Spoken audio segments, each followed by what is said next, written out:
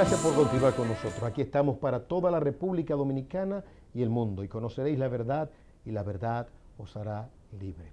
Criterio de justicia. Si vuestra justicia no fuere mayor o no superara a la de los escribas y fariseos, no entraréis en el reino de los cielos. ¿Cómo se aplica la justicia en la iglesia? Bueno, primero Mateo 18. Mateo 18 establece el criterio de justicia. Es como una especie de código procesal, ¿verdad? Si tu hermano peca contra ti, ve y repréndelo a él a sola, no te oye, llama a otro testigo. Luego a la iglesia, no oye a la iglesia. Entonces ténganle por gentil y publicano. Ese es el proceso, ¿verdad? Pero bien, hay un proceso allí que resulta socialmente fuerte, sacarlo. En la iglesia en Corinto, usted conoce, había una persona que estaba pecando. Pecado grosero a la luz del Antiguo Testamento y de la lógica. Era un pecado que aún hasta en lo de afuera resultaba bochornoso. Alguien estaba viviendo con la mamá, con su madrastra, por así decirlo, y Pablo dijo, ese perverso, ¿cómo lo toleran? Dicen, sáquenlo fuera, expúlsenlo. Y algunos ingenuamente toman esta cita como queriendo decir, bueno, si se muere en pecado y fue la iglesia que lo disciplinó, se va al cielo. No, ese no es el criterio.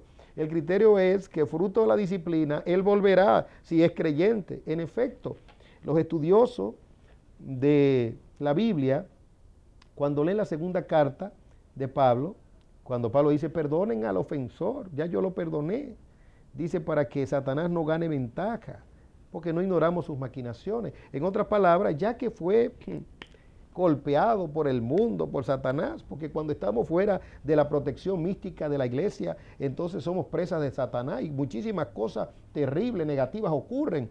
Pues este hombre había vuelto a la iglesia, pero no querían perdonarlo. Si dice Pablo, en el criterio de justicia de la iglesia hay perdón, recíbanlo.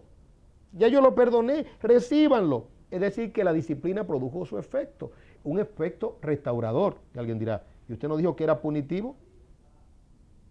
Claro, es punitivo, pero también es restaurador.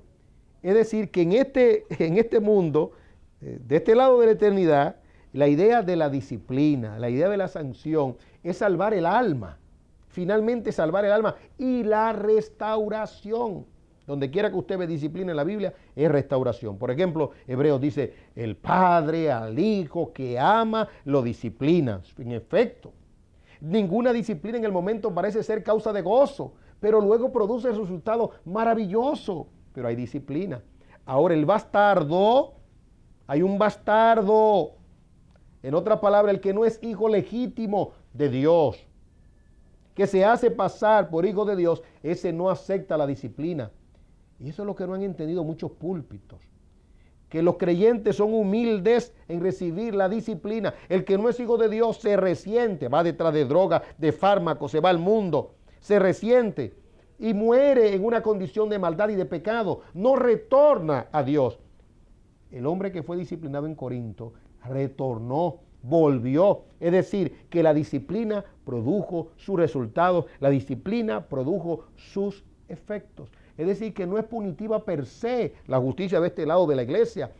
Infringe dolor, ¿verdad? Procura la vergüenza. ¿Para qué?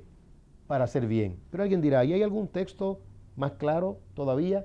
Vaya conmigo, por favor. A la primera carta de Pablo a Timoteo, capítulo 5, versículo 20. ¿Tiene usted su Biblia?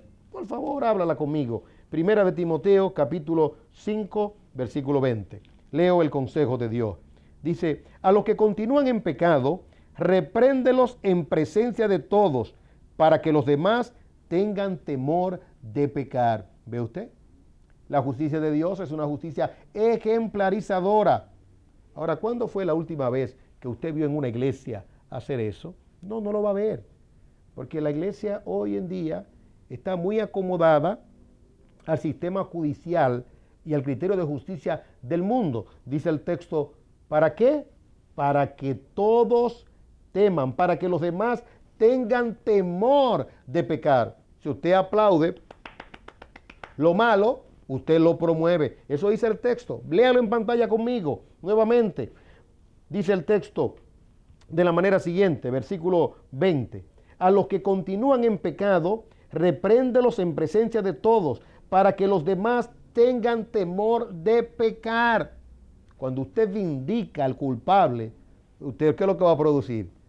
Bueno, que los demás pues sigan pecando. Ahora, usted condena un pecado o pecado, usted le dice a la gente, ese no es el camino correcto. Observemos lo que dice la palabra de Dios en Tito, capítulo 1, versículo 13. Este testimonio es verdadero. Por eso repréndelos severamente para que sean sanos en la fe. ¿Ve usted? La reprensión no debe de ser fría, debe de ser dramática. Dice severamente para que sean sanos en la fe. ¿Y qué dice segunda de Tesalonicenses, capítulo 3, versículo 6?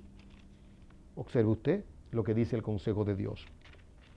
Enseña que os apartéis. ¿Qué cosa esta? Nadie quiere dañar la fiesta, pero a veces hay que hacer un stop. Ahora bien, hermanos, os mandamos en el nombre de nuestro Señor Jesucristo que os apartéis de todo hermano que ande desordenadamente y no según la doctrina que recibisteis de nosotros. Pues vosotros mismos sabéis cómo debéis seguir nuestro ejemplo, porque no obramos de manera indisciplinada entre vosotros. En otras palabras, el ejemplo, ¿verdad? Una sanción ejemplarizadora. Dice la Biblia en Hechos capítulo 5, 11, y vino gran temor. ¿Por qué? Porque Dios condenó a Ananías y Zafira. Sus juicios fueron punitivos. Hoy en día hay gente que dice, Ananías y Zafira están en el cielo. ¿Dónde lo dice la Biblia? ¿Dónde lo dice la Biblia? Murieron en pecado. Dele un margen a Dios. Si usted cree que está en el cielo, no lo diga. Simple y llanamente quédese con eso en su corazón. Usted lo que debe aplaudir es lo que mueren en santidad y no en pecado. ¿A quién usted quiere estimular para que siga pecando o para que muera como Ananías y Zafira? ¿Cuál es su propósito de vindicar a Ananías y Zafira? Pues vindique a Judas también. Vindique a Ahitofel. Vindique a Saúl. Vindique a Caín. Oh, cuánta falta hace Martin Lloyd Jones. Cuánta falta hacen los hombres que hablaron del infierno y hablaron acerca del universalismo. Eso es lo que se está predicando hoy en día, que todos los hombres se van a salvar. Dios quiere que todos los hombres se salven, pero no todos los hombres se van a salvar. La puerta es ancha y muchos entran por el camino ancho y se van a la perdición y pocos son los que hallan la salvación. Usted va por el camino ancho, se perderá. Va por el camino estrecho de la santidad y de la justicia de Dios, se salvará. ¿Qué es lo que usted anda buscando? Gente elegante, bonita. ¿Qué es lo que usted anda buscando? Comodidades, que la cruz se le acorten. ¿O anda buscando la verdad verdadera, la verdad de Dios? Usted decide el camino que va a escoger, la puerta por la cual va a entrar. Ananías y Zafira murieron en pecado y dice la Biblia que ese juicio de Dios produjo gran temor y las iglesias comenzaron a andar en temor. Permítame concluir con un texto más. Primera de Corintios capítulo 5, versículo 11. ¿Usted tiene su Biblia? Es un pasaje fuerte, pero aplicable en este tiempo. Dice el texto, sino que en efecto os escribí que no anduvierais en compañía de ninguno que, llamándose hermano, es una persona inmoral, o avaro, o idólatra, o difamador, o borracho, o estafador. Con ese ni siquiera comáis. Ahora mire la razón. La razón es de criterio de justicia. Dice, pues, ¿por qué de juzgar yo a los de afuera? ¿No juzgáis vosotros a los que están dentro de la iglesia? Pero Dios juzga a los que están fuera. Ese es el punto.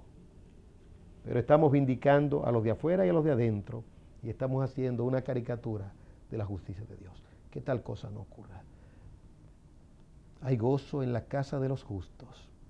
Hay alegría, hay fiesta, hay regocijo. Vindicamos los juicios de Dios. Vindicamos la justicia de Dios cuando Él condena al culpable. Y vindica al inocente, es decir, aquel que se ha justificado en Cristo, lleno del Espíritu Santo, vive una vida de santidad y muere así. Que Dios nos ayude. Que Dios le ayude a usted a mí a reflexionar y ver días buenos. Todo esto se está pregonando para la santidad de los creyentes, la santidad del pueblo de Dios, y que andemos en temor todo el tiempo de nuestra peregrinación. Que la paz de Dios sea con usted y con toda su familia.